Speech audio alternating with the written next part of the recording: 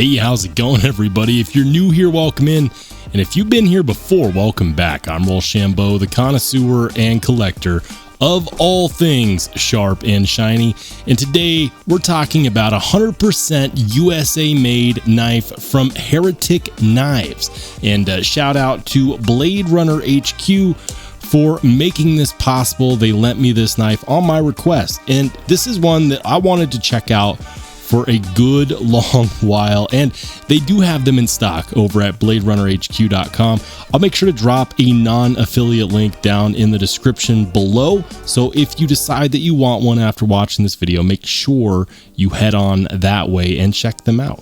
We are, of course, talking about the Heretic Jin, and I've recently got into slip joints, and it's been a slow and steady progression for me as a knife enthusiast. And the main reason is because typically I don't gravitate towards traditional knife designs when it comes to knives. I like modern, I like new, I like heavy metal instead of country, Metallica instead of Kenny Chesney. It's just how I roll. And so for that reason, I don't typically like a whole lot of slip joint knives because they just don't appeal to me. With that said, the Heretic Jin is 100% a knife that appeals to me, and it has a lot to do with the aesthetics. It has a lot to do with the fact that it's made right here in the United States and that it's a modern take on a traditional style knife. First of all, how much does this cost? Well, depending upon what you want, you can get them as low as about $300, which is Jack Wolf Knives slip joint territory,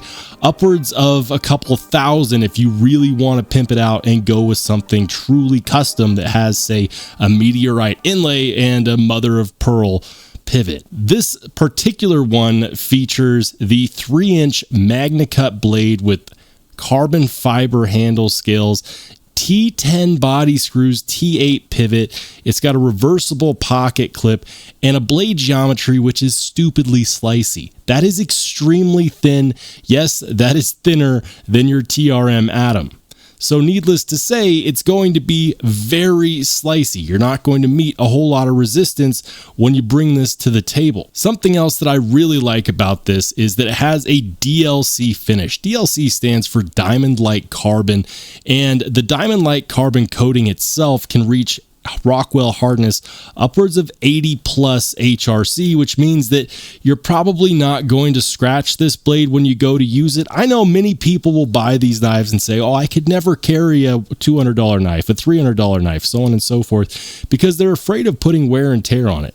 Adding something like DLC really reduces the option of you putting that wear and tear on the blade, and it's going to keep it looking nice for those of you who are purely collectors. Furthermore, I keep watching all of the new slip joint companies like Jack Wolf Knives gain popularity selling Chinese-made slip joints for $300 plus. And don't get me wrong, those are really nice knives. However, if I can, I prefer to spend my money right here in the US, and an option like this is really attractive to me because it gives you that option. If you want to support American-made companies, but maybe you don't like the traditional style pocket knife, this is 100% an option that you can feel good about. How's the walk and talk? Well, the walk and talk is pretty dang good, or at least that's what they tell me. The action itself is on the lighter side. I would say that it's about a 5 out of 10. It's not super stiff, but it is stiff enough to remain closed when you close it and also to remain open without too much force on the spine of the blade. But slip joints aren't necessarily meant for hard use. They're meant for the easy tasks, for the small tasks, the tasks that, let's be honest, most people use their knives for. That means that if you have an Amazon box that you need to cut down, if you have letters you need to open, if you have food you need to cut into, rope you need to cut, this is going to be a good solid option for that. Now, it's not like I love everything about this knife. There is, in fact, one thing that I'm not a huge fan of, and that is the fact that we have T10 body screws but a T8 pivot. I don't know why they didn't just go for T10 all around. That would have been my pick. I mean, for crying out loud, we've got an awesome design here that has things like a reversible pocket clip, premium materials, and if you do go to take this apart, it would be nice to know that you have that strength of a T10 pivot as well. Not that I'm complaining about T8. I've actually spent an enormous amount of time in previous videos just talking about how I wish that they did T8 body screws. But if you're going to give me the option of T10, I would love to see that all the way around and not just on the pocket clip and body screws.